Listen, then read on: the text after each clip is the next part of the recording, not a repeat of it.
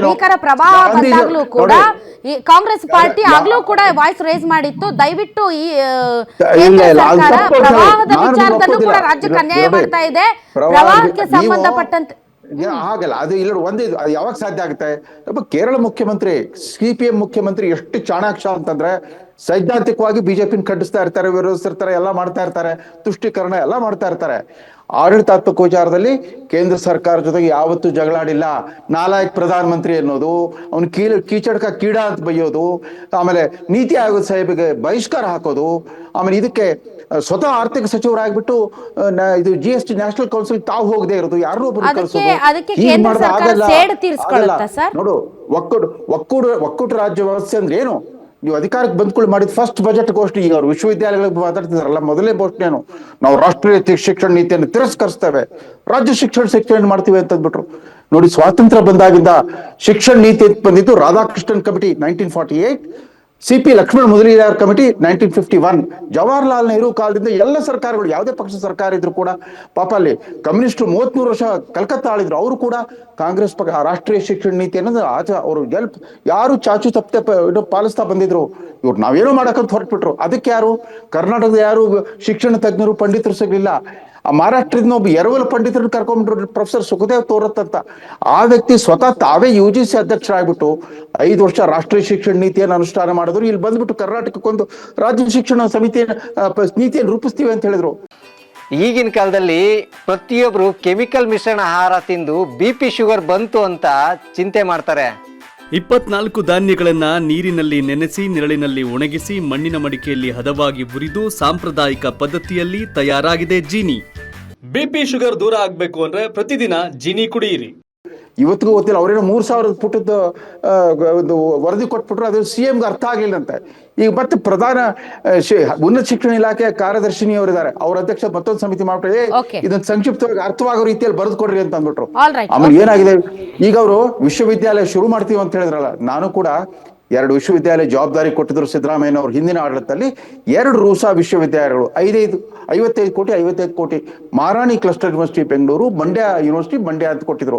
ಅದು ಬಳಸ್ಕೊಂಡ್ಬಿಟ್ರು. ಮೋದಿಯವರು ಆದ್ಮೇಲೆ, ಮೋದಿಯವರು ಬಂದ್ಮೇಲೆ ಉಷಾ ಫಂಡ್ ಅಂತ ಅಂದ್ಬಿಟ್ಟು ನೀನು 20 ಕೋಟಿ ತಗೊಂಡ್ಬಿಟ್ಟು 75 ಕೋಟಿ ಖರ್ಚು ಮಾಡಿದ್ಮೇಲೆ ಈಗ 9 ವಿಶ್ವವಿದ್ಯಾಲಯಗಳನ್ನ ಮುಚ್ಚೋದಕ್ಕೊಂದು ಕ್ಯಾಬಿನೆಟ್ ಸಬ್ ಕಮಿಟಿ ಮಾಡಿದ್ದಾರೆ. ನೀವು ಲೋಕಾರ್ಪಣೆ ಮಾಡಿದ್ದೀರಿ.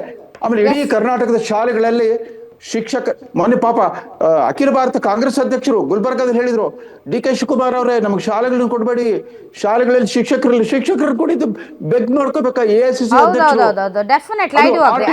ಆರ್ಟಿಕಲ್ 3.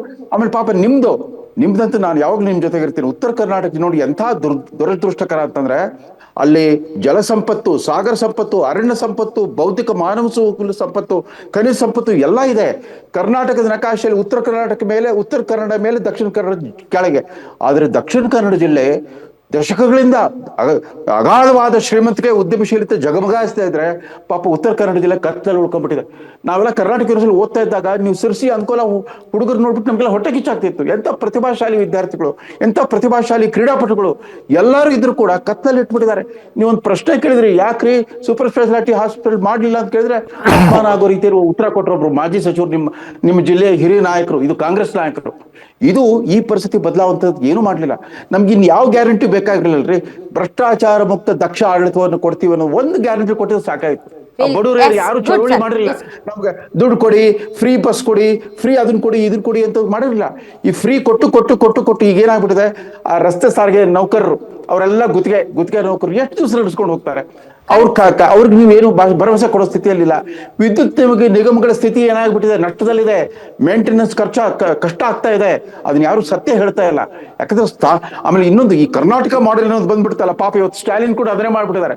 3 ತಿಂಗಳು ಅಡ್ವಾನ್ಸ್ ಗ್ಯಾರಂಟಿ ಪ್ಲಸ್ 2 ತಿಂಗಳು ಇನ್ 2,000 ರೂಪಾಯಿ ಇದಂತೆ ಸಮ್ಮರ್ ಸ್ಪೆಷಲ್ ಅಂತ 5,000 ಇವತ್ತಾಗಲಿ ಅದನ್ನೇ ಮಾಡಿದ್ರಲ್ಲ ಸರ್, 10,000 ರೂಪಾಯಿ ಕೊಟ್ಟುಬಿಟ್ರೆ. ಈ ಕರ್ನಾಟಕ ಹೌದು ನೀವು ಕೊಡ್ತಾ ಹೋದಾಗ ಉಳಿದವ್ರು ಸುಮ್ಮನೆ ಕೂತ್ಕೋಬೇಕಾ? ಸುಮ್ಮನೆ ಕೂತ್ಕೊಂಡು ನೋಡ್ತಾ ಇರ್ಬೇಕಾ? ನಿಮ್ಗೆ ಕೊಡ್ತಾ ಹೋಗ್ರಿ. ಇವ್ರು ಯಾರು ಒಂದು ಮೋದಿ ಬದಲು ಅಲ್ಲ, ಒಂದೇ ಒಂದು ಲಾಸ್ಟ್ ಪಾಯಿಂಟ್. ಮೋದಿ ಬದಲು ಇನ್ನೊಬ್ಬ ಯಾರು ಡಿಕ್ಟೇಟರ್ ಪ್ರಧಾನಮಂತ್ರಿ ಬಂದ್ಬಿಟ್ಟು ನನ್ನ ಕೈಲಿ ರಿಸರ್ವ್ ಬ್ಯಾಂಕ್ ಇದೆ, ನೋಟ್ ಪ್ರಿಂಟ್ ಮಾಡೋ ಪ್ರೆಸ್ ಇದೆ ಅಂತ ಅಂದ್ಬಿಟ್ಟು ತಿಂಗಳು 25,000 ಕೊಡ್ತೀವಿ ಅಂತ ಶುರು ಮಾಡ್ಬಿಟ್ರೆ ಏನಾದೀತು ಈ ದೇಶ ಸ್ಥಿತಿ? ಇದನ್ನ ಕಾಂಗ್ರೆಸ್ ಯಾರು ಯೋಚನೆ ಮಾಡಿಲ್ಲ, ಪ್ರತಿಪಕ್ಷದವರು ಯೋಚನೆ ಮಾಡ್ತಾ ಇಲ್ಲ ಇದನ್ನ.